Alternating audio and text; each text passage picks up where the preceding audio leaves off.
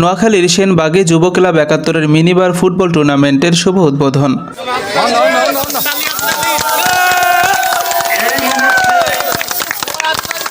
নোয়াখালীর সেনবাগে বিজয় দিবস উপলক্ষে মোহাম্মদপুর যুব ক্লাব ৭১-এর উদ্যোগে মিনিবার ফুটবল টুর্নামেন্ট ২০২৪-এর শুভ উদ্বোধন অনুষ্ঠিত হয়েছে।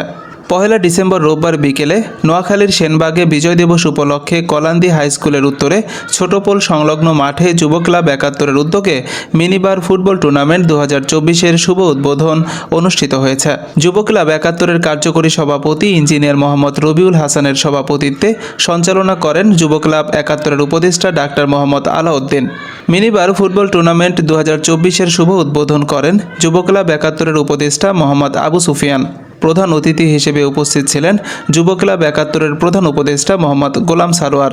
এতে বিশেষ অতিথি হিসেবে উপস্থিত ছিলেন যুব ক্লাব ৭১-এর সহযোগী উপদেষ্টা মোহাম্মদ হিদায়তুল্লাহ ভূঁইয়া, উপদেষ্টা কাজী জাফর আহমেদ, উপদেষ্টা মোহাম্মদ শাহাবুদ্দিন কালামিয়া, উপদেষ্টা মোহাম্মদ আরিফ হোসেন ভূঁইয়া, উপদেষ্টা মোহাম্মদ বাহারুল্লাহ চিন্টু, বিশিষ্ট সমাজসেবক মোহাম্মদ ইকবাল হোসেন, বিশিষ্ট সমাজসেবক মোহাম্মদ মনির হোসেন। আমন্ত্রিত অতিথি হিসেবে আরও উপস্থিত ছিলেন কুতুবেরহাট উচ্চ বিদ্যালয়ের প্রধান শিক্ষক মোহাম্মদ রফিকুল ইসলাম বিএসসি এমএড, মোহাম্মদ এমজাদুল হক, মোহাম্মদ গোলাম মাওলা। উদ্বোধনী খেলায় ছিলেন পিএফ স্পোর্টিং ক্লাব বনাম বেগমগঞ্জ মজুমদার হাটের বাবুপুর একাদশ। খেলার ধারা বর্ণনায় ছিলেন বাহার।